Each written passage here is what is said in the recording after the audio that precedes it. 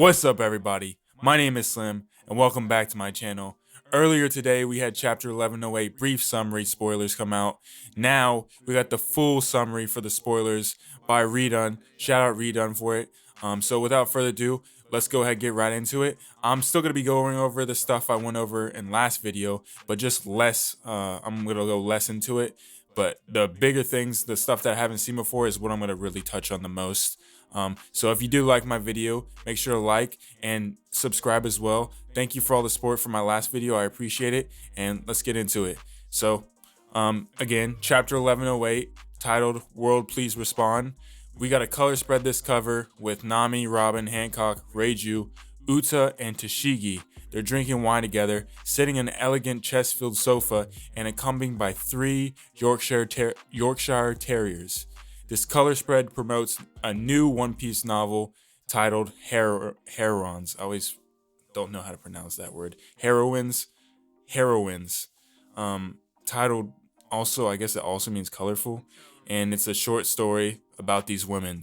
Interesting to see. I don't know if it's for sure canon or if it's just going to be, I mean, because I know they did the Ace light novels, and those were, I think, considered canon. So I'm curious to see if this is considered canon. As well as, I mean, some of the characters are really interesting.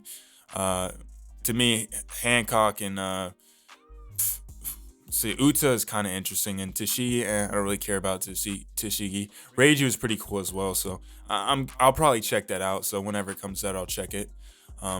So chapter starts where last one ended. Augur and Devon, they still don't trust Caribou. Caribou is trying to plead his case. He says he has valuable information. If they bring him to teach, he will tell them everything. We can't see, though, if Caribou actually goes with Augur and Devon. At least not in this chapter. So then we cut to the Marines. We can see the names of all the 9 Vice Admirals who were on Egghead. Nameless Vice Admirals that we haven't seen before, or haven't seen their names, are Pomsky, Tosa, Urban, Hound, and Guillotine. And so there's a picture of them as well in the chapter.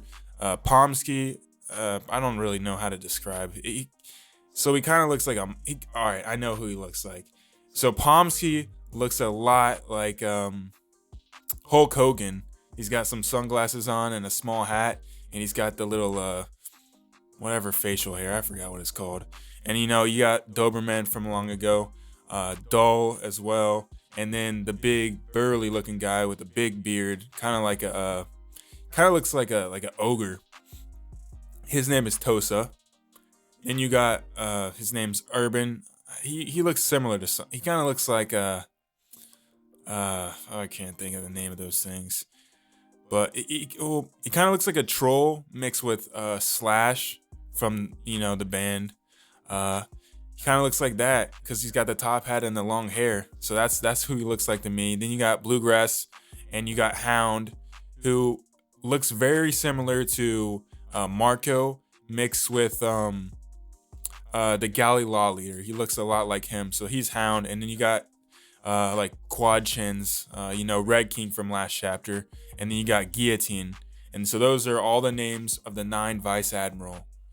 Curious to see if we get some of their fighting moves in this chapter or not. I know we got some of them already, so I feel like we're going to get a little bit of each character. Otherwise, I mean, why were they even in this arc?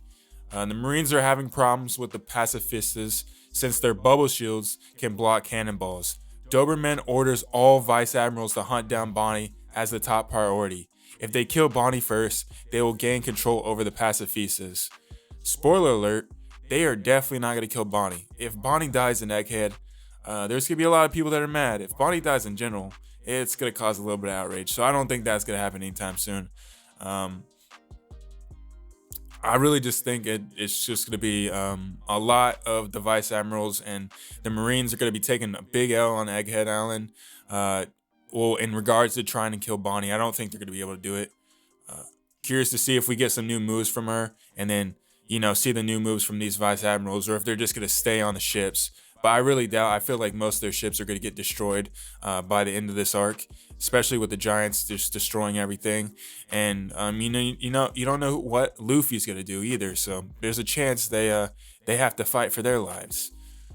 We then go, Vice Admiral Tosa is chasing Frankie's group, and he's about to attack them with a grappling technique called Tosagami, Earth T Bite Chew, that has equal power to 10 Shigans. However, Tosa is crushed by Dory and Brogy, and they're using normal attacks. And this is kind of we're kind of getting a little power scale for the Giants. Dory and Brogy, not even using, I guess they're not really using hockey, I'm assuming is what he means by normal attacks. But to totally destroy a Vice Admiral with normal attacks is kind of crazy. And it just shows how much stronger the Giants have gotten since we last seen them. I mean, to be honest, they weren't looking great against them in the first couple arcs. As a power scale for the first couple arcs, they were looking pretty weak. But then again, they've been fighting for a long time. But it's really cool to see how strong they are now and how they are going to mean something in this story. So I'm curious to see if we get a new move from Dory and Brogy before the Egghead Island arc ends. I think we definitely will. I don't think we can just keep seeing the same move over and over again if they're going to be continuing people in this story. But that's all I'm going to go on that one. So Dory then says, Vegapunk, he must be the man that Scholar told us about. And I'm pretty sure that's referencing Saul. I guess Saul was talking about Vegapunk during his time on Elbaf, which he's probably still on Elbaf right now as well. Vice Admiral Bluegrass is riding a sea beast weapon with Doll. Bluegrass asks Doll if she has seen the strength of the Giants. Doll answers that she worked under Saul's command for 20 years, or Saul's command 20 years ago. It looks like Doll is actually way older than people thought she was. If she worked under his command 20 years ago, she's got to be pushing at least, I'd say at least 30, 32, 33.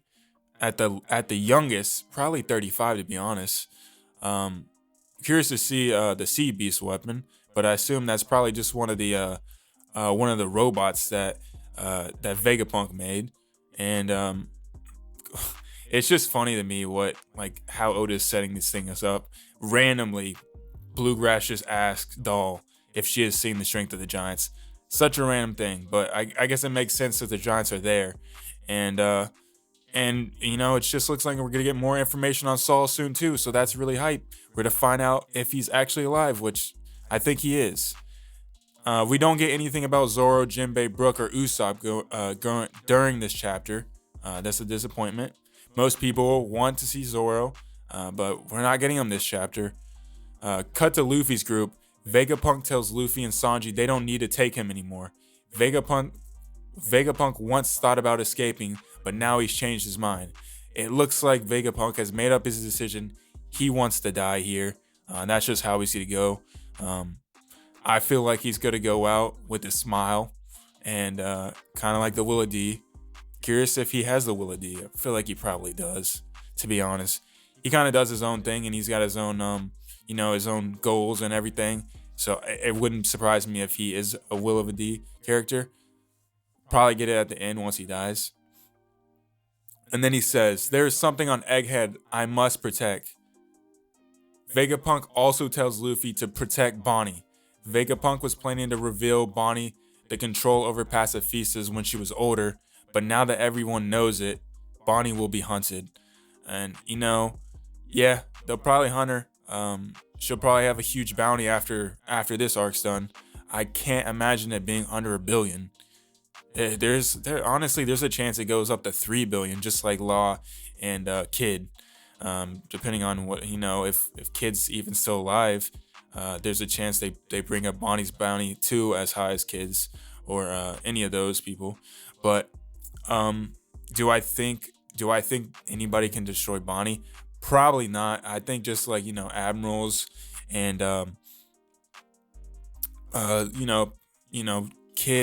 Kid and Law, probably their crew could definitely destroy her. I think. She's got all the pacifistas in her control now. I don't know who would be ballsy enough to go after her really with with the pacifistas. But we'll see. I think she's definitely going to go to the Revolutionary Army, so I don't think they'll have any problems protecting her. Saturn returns to face Luffy. Saturn changed into a new form. Probably it's his 100% creature form. Saturn's body is much bigger and spider-like with huge, frightening eyes, and it seems like he only has legs now, no arms. I guess this means that he is turning into the full monster of what I forget. I think it's the yokai or something. I wasn't too sure on what the what is. I can't remember too much of his devil fruit and the true origins of it, but I know it. I'm pretty sure it was the one with had like a bullish head. Yeah, it was the bullish head. So he probably has the bull head, and then he's just a spider body. It's probably gonna be one of the scarier monsters we've seen in One Piece, which we haven't seen too many. I'm really excited to see that, and I wonder if he has any more. If the way he's in his true form now, if it's kind of gonna be like he can destroy even more people, even just with them looking at his body. I know beforehand it was he would give a glare and they'd die, but I'm curious if this makes him even stronger in that way. Like if he can take out more more powerful people with this new form. Saturn then attacks Luffy and Sanji with poisonous leg whips that look like tentacles. Luffy avoids all of them and he's joking around. Sanji carries Vegapunk and escapes from Saturn's attacks too. You know, Sanji fanboys, we eating right now. He is repping, and it looks like he's showing out this time. I'm excited. I'm happy. Thank you, Sanji, for showing up, and thank you, Oda, for not making Sanji take another L. Vegapunk then says, "Ow, ow. Hey, I thought I said leave me be, Sanji." And then Sanji said, "Yeah, just stay still. Wait." Suddenly, Kizaru appears and kicks Sanji. Vegapunk falls from Sanji's arms, and Kizaru stabs Vegapunk with this light sword. Man, see, it just seems like there's no way Vegapunk is gonna survive this. But we saw Wano. You saw how many people on Wano got hurt severely, and they somehow survived. So there's still, I'd say, there's like a 5% chance right now that Vegapunk survives. But I really don't think. I think he'll say his message, and then Saturn will probably order everybody to kill him if he's not already dead, which means there's no way he's coming out alive. And then the other bodies of the Vegapunk are gonna have to take over and carry out his dreams. So then we go to Luffy, sees what's happening, so he tells Sanji to carry Vegapunk and run. Then Luffy transforms into a giant size, and now he's officially serious. We get an epic final double page.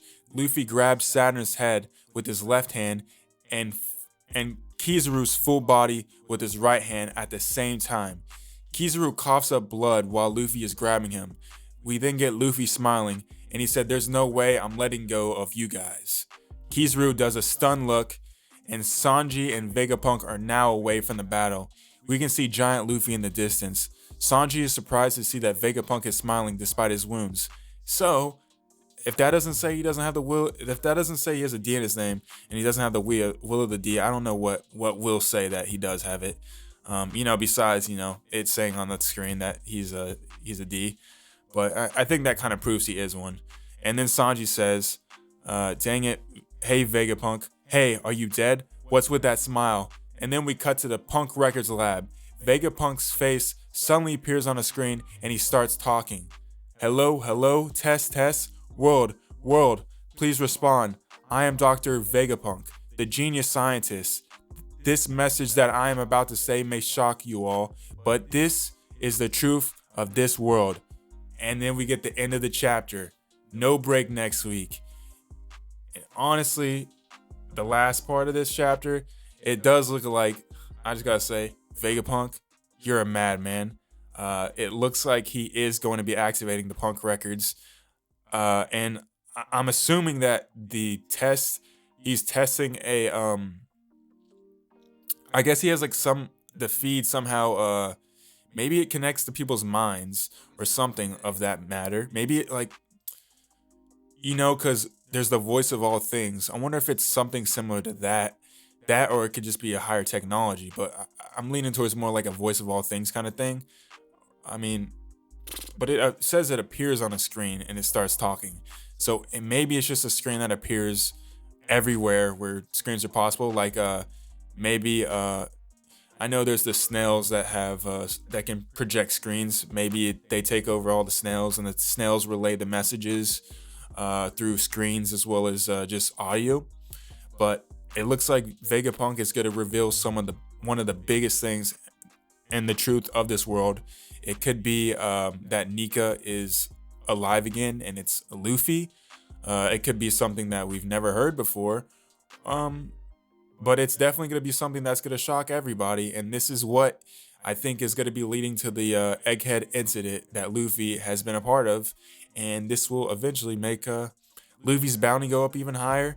And then people actually for sure taking him serious as a Yonko. So I'm curious to see what you guys' thoughts are, some of your theories as well. And, I appreciate all the support. If you do like my video and subscribe, yeah, until next time, peace.